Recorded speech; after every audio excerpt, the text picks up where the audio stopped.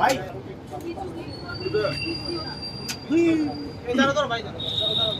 কেউ এটা একটু নিচে ধরে রাখেন। বাস বাস বাস, ঠিক আছে। বিশ্বাস না, আরো বিশ্বাস না।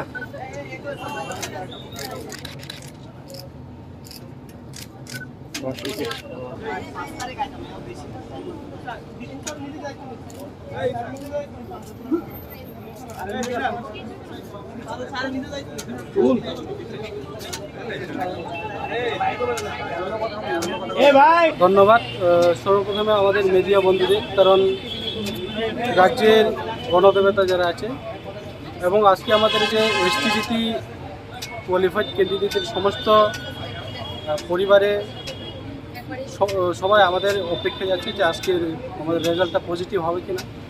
তো সেসব সারা রাজ্যে আমাদের সঙ্গে থেকে আমাদের খবরকে ছড়িয়ে দেওয়ার জন্য বিশেষ করে ধন্যবাদ। আর বিশেষ কথা বলতে হয় না যে পূর্ববক্তারা গতবার বলেছে ব্যাপারটা নিয়ে।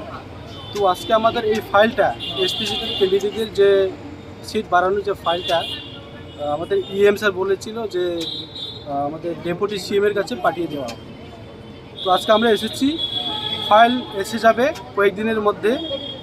আর বলল যে আমাদের রাজ্যের মাননীয় মুখ্যমন্ত্রী এখন রাজ্যে নেই, উনি আসবেন 29 তারিখে, ঠিক আছে। তো 29 তারিখে এসে ফাইলটা দেখে ওরা কিছু ক্যাবিনেটের কথা বলে মানে আমাদের কাজটা করে দেবে বলেছে। তো আর বলেছে যে আমাদেরকে আগামী 5 তারিখ বা 6 তারিখের মধ্যে ওরা আমাদেরকে ডাকবে, তখন আমরা আবার এসে মানে তার সাথে সাক্ষাৎ করে ওই ব্যাপারটা নিয়ে আবার খবর তার কাছে আমরা নেব।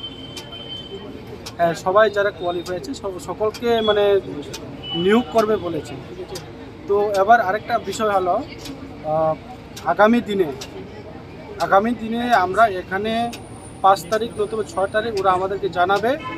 তখন বললো যে আমরা বেশি সংখ্যা নিয়ে লোক আসবো না, কারণ শুধু খবর নেওয়ার জন্য আমরা এখানে আবার আসবো আগামী 6 তারিখ 5 তারিখ বা 6 তারিখ না 4-5 তারিখের মধ্যে খবর পেয়ে যাবে। তো আমি আশা রাখবো যে আমাদের এসটিজিটি কোয়ালিফাইড ক্যান্ডিডেটের সমস্ত রাজ্যের যেখানে অভিভাবক আছে, ফ্যামিলি আছে, যারা আজকে আসতে পারেনি, সকলকে আমাদের সহযোগিতা করার জন্য, আমাদের সঙ্গে থাকার জন্য, এবং আপনারা যাতে নিশ্চিন্ত থাকবেন, কোনো অসুবিধা হবে না। আমাদের শূন্যপদটা মোটামুটি পূরণ হয়ে যাবে বলে আশা করি। আজকে